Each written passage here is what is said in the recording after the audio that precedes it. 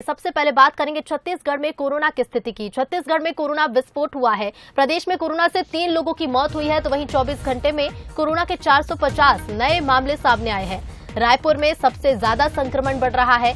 3 लोगों की प्रदेश में बीते 24 घंटे में कोरोना से मौत हुई और 450 नए मरीज सामने आए हैं। रायपुर में सबसे ज्यादा 55 मरीज मिले हैं और इसके साथ ही सूरजपुर में 36 मरीजों की पुष्टि हुई, बिलासपुर में 31, तो वहीं राजनांदगांव में 29 केस सामने आए। धमतरी में 28, कांकेर में 27 और दुर्ग में 26 केस सामने आए हैं। कोरिया में 26, कोंडागांव में 25, बेमित्रा में 25 मरीजों की पुष्टि हुई है।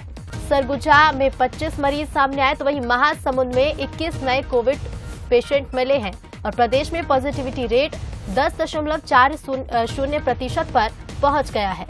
तो 450 नए कोविड मरीजों की पुष्टि हुई है। छत्तीसगढ़ में कोरोना संक्रमण लगातार बढ़ रहा है और रायपुर में सबसे ज्यादा मामले बढ़ते जा रहे हैं। 3 लोगों की प्रदेश में कोरोना से मौत भी हुई है। और संवाददाता गौरव शुक्ला हमारे साथ लाइव जुड़ गए हैं। गौरव, छत्तीसगढ़ में लगातार पैर पसार रहा है कोरोना संक्रमण, लगातार मामलों में वृद्धि हो रही है। जी बिल्कुल, देखिए ऋतु, यदि मैं छत्तीसगढ़ की बात करूं तो ये आंकड़ा लगभग सप्ताह भर से लगातार छत्तीसगढ़ में बढ़ते जा रहा है। जो कोरोना संक्रमित मरीज हैं उनकी संख्या जो है वो अब प्रदेश में 1700 से अधिक हो गई है और पिछले 24 घंटे की बात करें तो 450 मरीज सामने निकलकर आना कहीं ना कहीं चिंता का विषय है, क्योंकि ये एक अलार्मिंग है।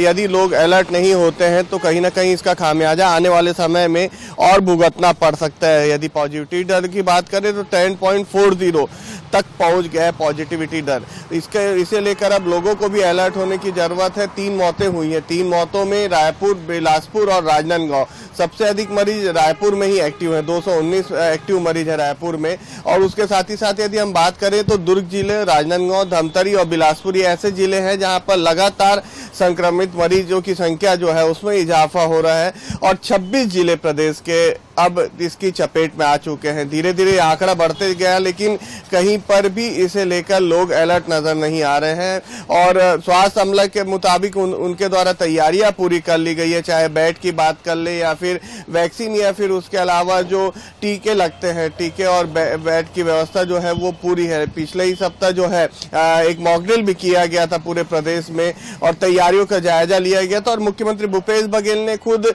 इसे लेकर समीक्षा भी की थी और जिले के सभी अधिकारियों को निर्देशित किया गया था कि कहीं पर भी लापरवाही नहीं बरतनी जानी चाहिए। लेकिन जो आंकड़े सामने निकल कर आ रहे हैं वो कहीं ना कहीं चिंता का विषय है और बंसल न्यूज के माध्यम से मैं प्रदेश की जनता से अपील भी करना चाहूंगा कि वो जो कोरोना गाइडलाइन है उसका पालन करें और पूरी तरीके से सुरक्षित रहकर अपने आप का जीवन व्यतीत करें। जी बिल्कुल गौरव, क्योंकि बेहद जरूरी है ऐसे में कि सिर्फ प्रशासन तो अलर्ट मोड पर है ही, स्वास्थ्य विभाग भी व्यवस्थाएं बनाने में जुटा हुआ है, लेकिन लोग खुद भी सतर्क रहे, खुद भी लापरवाही न बरते।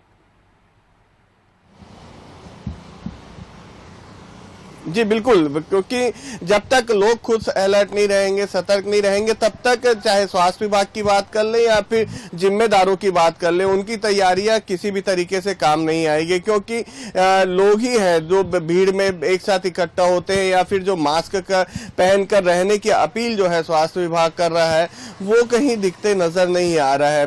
लगातार लोग जो है वो इसका जो उल्लंघन करते नजर आ रहे हैं, क्योंकि जब पता चल गया है कि लगातार प्रदेश में एक्टिव मरीजों की संख्या में इजाफा हो रहा है तो कहीं ना कहीं सभी को एकजुट होकर इससे लड़ना है। और जो पिछले पुराने जो कोरोना के कार्यकाल, कोरोना के दौरान के जो हादसे थे, जो मौतें हुई थी, उसे लेकर अब अलर्ट हो जाना चाहिए, क्योंकि एक दिन में 3 मौत होना कहीं ना कहीं अलार्मिंग है। जी बिल्कुल, और साथ ही गौरव जरूरी है सतर्कता बरतने की कि उन से सबक लिया जाए जिस तरह से पुराने केस सामने आ रहे थे और लोग खुद भी लापरवाही ना बरते, सतर्क रहे। फिलहाल शुक्रिया आपका हमसे जुड़ने के लिए और तमाम जानकारी के लिए।